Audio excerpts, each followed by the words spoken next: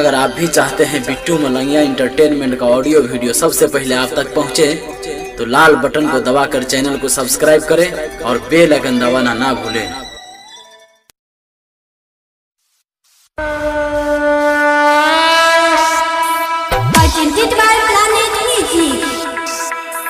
Music director Kishan राज।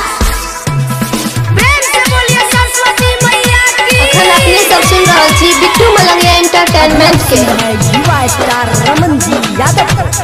सरस्वती मैया के हो खता विसर्जन, सरस्वती मैया के हो खता विसर्जन, सुन न सरस्वती मैया के हो खता विसर्जन। चल भाई मिल के कइल जाई दर्शन, मिल के जयकारा लगाएंगे। हम डीजे पर कमर हिलाएंगे, सरस्वती मैया को भसाएंगे।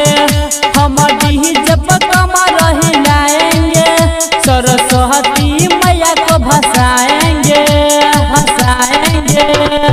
अखन अपने सब सुन रहे छी बिट्टू मलंगिया एंटरटेनमेंट के। गाड़ी वाले भैया से निवेदन है कि गाड़ी को थोड़ा धीरे चलाएं, आगे भक्तों का बहुत भीड़ है। Climate music Darbhanga.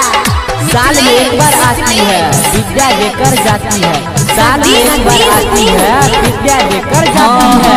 अथवा में लाल पट्टी हम सब बांधेंगे, रंगवा लाल गुलाल उड़ाएंगे,